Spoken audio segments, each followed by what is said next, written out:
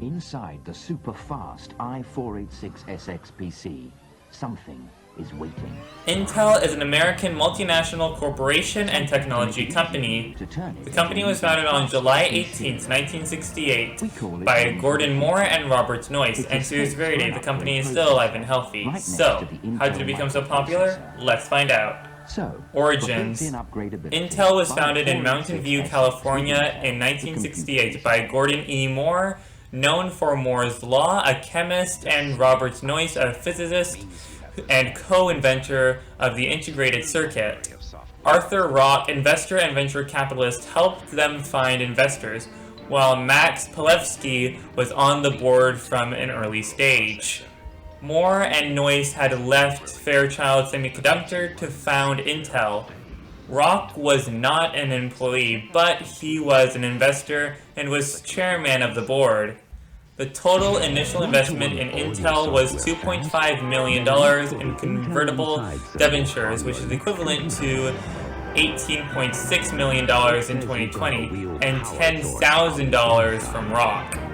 Just 2 years later, Intel became a public company via an initial public offering IPO, raising $6.8 million, which is $23.50 per share. Intel's third employee was Andy Grove, a chemical engineer, who later ran the company through much of the 1980s and the high-growth 1990s. In deciding on a name, Moore and Noyce quickly rejected More Noise, near homophone, or More Noise, an ill-suited name for an electronics company, since noise in electronics is usually undesirably and typically associated with bad interference. Instead, they founded the company as NM Electronics, or MN Electronics, on July 18, 1968, but by the end of the month had changed the name to Intel, which stood for Integrated Electronics. Since Intel was already trademarked by the hotel chain Intelco, they had to buy the rights to the name. Early history.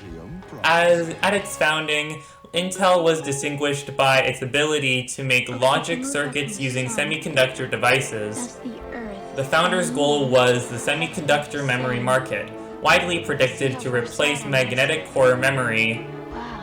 Its first product, a quick entry into the small, high-speed memory market in 1969, was the 3101 Schottky TTL bipolar 64-bit static random access memory, SRAM, which was nearly twice as fast as earlier Schottky diode implementations by Fairchild and the Electro-Technical Laboratory in Tsukuba, Japan. In the same year, Intel was also produced the 3301 Schottky bipolar 1024 1024-bit read-only memory ROM, and the first commercial metal oxide semiconductor field effect transistor MOSFET silicon gate SRAM chip, the 256-bit 1101. While the 1101 was a significant advance, its complex static cell structure made it too slow and costly for mainframe memories. The 3-transistor cell implemented in the first commercially available dynamic random access memory, DRAM, the 1103 released in 1970 solved these issues. The 1103 was the best-selling semiconductor memory chip in the world by 1972, as it replaced core memory in many applications. Intel's business grew during the 1970s as it expanded and improved its manufacturing processes and produced a wider range of products, still dominated by various memory devices. Intel created the first commercially available microprocessor, Intel 4004, in 1971. The microprocessor represented a notable advance in the technology of integrated circuitry as it miniaturized the central processing unit of a computer, which then made it possible for small machines to perform calculations that in the past only very large machines could do. Considerable technological innovation was needed before the microprocessor could actually become the basis of what was first known as a mini computer and then known as a personal computer. Intel also created one of the first microcomputers in 1973. Intel opened its first international manufacturing facility in 1972 in Malaysia, which would host multiple Intel operations before opening assembly facilities and semiconductor plants in Singapore and Malaysia in the early 1980s, and manufacturing and development centers in China, India, and Costa Rica in the 1990s. By the early 1980s, its business was dominated by dynamic random access memory, DRAM chips. However, increased competition from Japanese semiconductor manufacturers had, by 1983, dramatically reduced the profitability of this market. The growing success of the IBM personal computer based on an Intel microprocessor was among factors that convinced Gordon Moore, CEO since 1975, to shift the company's focus to microprocessors and to change fundamental aspects of that business model. Moore's decision to sole source Intel's 386 chip played into the company's continuing success. By the end of the 1980s, buoyed by his fortuitous position as microprocessor supplier to IBM and IBM's competitors within the rapidly growing personal computer market, Intel embarked on a 10-year period of unprecedented growth as the primary and most profitable hardware supplier to the PC industry, part of the winning Wintel combination. Moore handed over to Andy Grove in 1987. By launching its Intel Inside the Market campaign in 1991, Intel was able to associate brand loyalty with consumer selection, so that by the end of the 1990s, its line of Pentium processors had become a household name. Challenges to dominance in the 2000s. After 2000, growth and demand for high-end microprocessors slowed.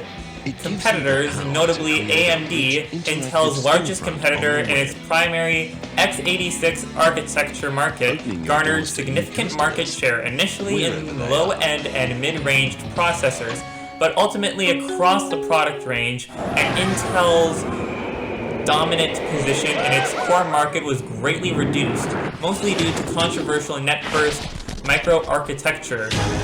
In the early 2000s, then CEO Craig Barrett attempted to diversify the company's business beyond semiconductors, but few of these activities were ultimately successful. Litigation. Intel had also, for a number of years, been embroiled in litigation.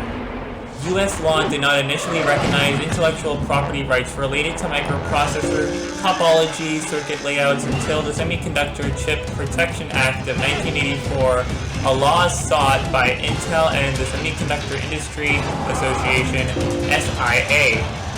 During the late 1980s and 1990s, after this law was passed, Intel also sued companies that tried to develop competitor chips to the 80386 CPU. The lawsuits were noted to significantly burden the competitor with legal bills, even if Intel lost the suits. Antitrust allegations had been simmering since the early 1990s and had been the cause of one lawsuit against Intel in 1991. In 2004 and 2005, AMD brought further claims against Intel related to unfair competition, reorganization, and success with Intel Core from 2005 to 2015. In 2005, CEO Paolo Tellini reorganized the company to refocus its core processor and chipset business on platforms, enterprise, digital home, digital health, and mobility. On June 6, 2005, Steve Jobs, then CEO of Apple, announced that Apple would be using Intel's x86 processors for its Macintosh computer, switching from the PowerPC architecture developed by the AIM Alliance. This was seen as a win for Intel, although an analyst called the move risky and foolish, as Intel's current offerings at the time were considered to be behind those of AMD and IBM. In 2006, Intel unveiled its Core microarchitecture to widespread critical acclaim. The product range was perceived as an exceptional leap in processor performance that at a stroke regained much of its leadership of the field. In 2008, Intel had another tick when it introduced the Penryn microarchitecture fabricated using the 45nm processor node. Later that year, Intel released a processor with an Nehalem architecture to positive reception. On June 27, 2006, the sale of Intel's X-Scale assets was announced. Intel agreed to sell the X-Scale processor business to Marvell Technology Group for an estimated $600 million and the assumption of unspecified liabilities. The move was intended to permit Intel to focus on its resources on its Core x86 and server business, and the acquisition completed on November 9, 2006. In 2008, Intel spun off key assets of a solar startup business effort to form an independent company, Spectra Watt Incorporated. In 2011, Spectra Watt filed for bankruptcy. In February 2011, Intel began to build a new microprocessor manufacturing facility in Chandler, Arizona, completed in 2013 at a cost of $5 billion. The building is now the 10nm certified Fab 42 and is connected to the other fabs 12, 22, 32 on Octolio campus via an enclosed bridge known as the Link.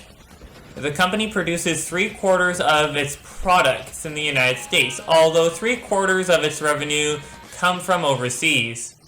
The Alliance for Affordable Internet A4AI was launched in October 2013, and Intel is part of the coalition of public and private organizations that also includes Facebook, Google, and Microsoft. Led by Sir Tim Berners-Lee, the A4AI seeks to make internet access more affordable so that access is broadened in the developing world, where only 31% of people are online. Google will help to decrease internet access prices so that they fall below the UN Broadband Commission's worldwide target of 5% of monthly income. Attempts at entering the smartphone market. In April 2011, Intel began a pilot project with ZTE Corporation to produce smartphones using the Intel Atom processor for China's domestic market. In December 2011, Intel announced that it would reorganize several of its business units into a new mobile and communications group that would be responsible for the company's smartphone, tablet, and wireless efforts. Intel planned to introduce Medfield, a processor for tablets and smartphones, to the market in 2012 as an effort to compete with ARM. As a 32nm processor, Medfield is designed to be energy efficient, which is one of the core features in ARM's chips. At the Intel Developers Forum IDF 2011 in San Francisco, Intel's partnership with Google was announced. In January 2012, Google announced Android 2.3 supporting Intel's Atom microprocessor. In 2013, Intel's Kirk Skagen said that Intel's exclusive focus on Microsoft platforms was a thing of the past, and they would now support all Tier 1 operating systems such as Linux, Android, iOS, and Chrome. In 2014, Intel cut thousands of employees in response to evolving market trends and offered to subsidize manufacturers for the extra costs involved in using Intel chips in their tablets.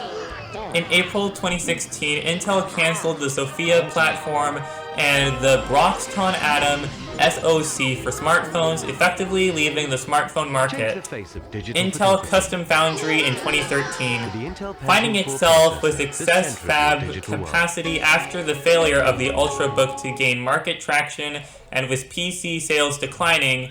In 2013, Intel reached a foundry agreement to produce chips for Altera using 14nm process. General Manager of Intel's Custom Foundry division, Sunit Ricky, indicated that Intel would pursue further such deals in the future. This was after poor sales of Windows 8 hardware caused a major retrenchment for the major semiconductor manufacturers except for Qualcomm, which continued to see healthy purchases from its largest customer, Apple. As of July 2013, 5 companies were using Intel's fabs via the Intel Custom Foundry division: Achronix, Tabula, Metronome, Microsemi, and Panasonic. Most are field programmable gate array FPGA makers, but Metronome designs network processors. Only Achronix began shipping chips made by Intel using the 22nm Tri-Gate process. Several other customers also exist but were not announced at the time. Intel's foundry business was closed in 2018 after challenges to its manufacturing, security, and manufacturing challenges from 2016 to 2021. Intel continued its tick-tock model for a microarchitecture change, followed by a die shrink until the 6th generation core family based on the Skylake microarchitecture. This model was depreciated in 2016 with the release of the 7th generation core family, codenamed Kaby Lake, ushering in the process architecture optimization model. As Intel struggled to shrink their process node from 14nm to 10nm, their process development slowed down. Intel also continued to use Skylake microarchitecture until 2020, albeit with optimizations. 10nm process node issues. While Intel originally planned to introduce 10nm products in 2016, it later became apparent that there were manufacturing issues with the node. The first microprocessor under that node, Cannon Lake, marketed as 8th generation core, was released in small quantities in 2018. The company first delayed the mass production of their 10M products to 2017. They later delayed mass production to 2018 and then to 2019. Despite rumors of the process being cancelled, Intel finally introduced 10nm Intel Core mobile processors codenamed Ice Lake in September 2019. Intel acknowledged that their strategy to shrink to 10nm was too aggressive. While other foundries used up to 4 steps in 10nm or 7nm processes, the company's 10nm process required up to 5 or 6 multi-pattern steps. In addition, Intel's 10nm process is denser than its counterpart processors from other foundries. Since Intel's microarchitecture and process node development were coupled, processor development stationed security flaws. In early January 2018, it was reported that all Intel processors made since 1995, excluding Intel Elysium and Intel Atom processors made before 2013, have been subject to 2 security flaws dubbed Meltdown and Spectra. It is believed that hundreds of millions of systems could be affected by these flaws. More security flaws were disclosed on May 3, 2018, on August 14, 2018, on January 18, 2019, and on March 5, 2020. On March 15, 2018, Intel reported that it will redesign its CPUs to protect against the Spectra security vulnerability and expects to release the newly redesigned processors later in 2018. Both Meltdown and Spectra patches have been reported to slow down performance, especially on older computers. And now we come to the present, which is renewed competition and other developments. As Intel's processor development slowed, it found itself in a market now with intense competition. The company's competitor AMD introduced the Zen microarchitecture to critical acclaim. It offered a product stack that can compete with Intel's processors at every level. Since its introduction, AMD, once unable to compete with the Intel in the high-end CPU market, has undergone a resurgence. Intel's dominance and market share have considerably decreased, while AMD's have increased. This is attributed to Intel's issues with the 10nm process node, AMD's reliance on modular, scalable chiplet architecture, while Intel continues to rely on its old Skylake microarchitecture, leading to a sluggish pace in their processor development. In addition, Apple is transitioning from x86 Intel processors to their own ARM-based designs for their Macintosh computers from 2020 onwards. The transition is expected to affect Intel minimally. However, it might prompt other PC manufacturers to reevaluate their reliance on Intel and the x86 architecture, IDM 2.0 strategy, and Intel Foundry services. On March 23, 2021, CEO Pat Gelsinger laid out new plans for the company. These include a new strategy called IDM 2.0, which includes investments in manufacturing facilities, use of both internal and external foundries, and a new foundry business called Intel Foundry Services, IFS, a standalone business unit. Unlike Intel Custom Foundry, IFS will offer a combination of packaging and process technology and Intel's IP portfolio, including x86 cores. Other plans for the company include a partnership with IBM and a new event for developers and engineers called Intel On. Gelsinger also confirmed that Intel's 7nm process is on track, and that the first products with 7nm are Ponte Vecchio and Meteor Lake. And there is a history of Intel. How did it become so popular? Well, Intel has been used on many computers and also many devices as well. And I think the most notable use of Intel's products are on school computers, because a lot of school computers and a lot of personal computers are also running off of Intel's technologies. Even to this very day, Intel technologies are still being used on many computers. Anyways, this is where I'm going to end off today's video. If you guys haven't enjoyed this video, please make sure to hit that like button, and also don't forget to subscribe because I do videos every single day. And also don't forget to ring that notification bell so you never miss a single video that I upload. And also don't forget to subscribe because I do videos every single day. And also don't forget to ring the notification bell and subscribe to my second channel. My second channel will be the third link in the description below. And if you guys would like to send me fan art, you guys can send me fan art on my Instagram. My Instagram will be the second link in the description below. And if you guys would like to join my Roblox fan group, my Roblox fan group will be the first link in the description below. And if you guys would like to follow me on Twitter, my Twitter will be the fourth link in the description below. And if you guys would like to follow me on Reddit, my Reddit will be the fifth link in the description below. And if you guys would like to follow me on TikTok, my TikTok will be the sixth link in the description below. And if you guys would like to check out my Facebook page will be the seventh link in the description below. And until then, I will see you guys in the next one. Goodbye!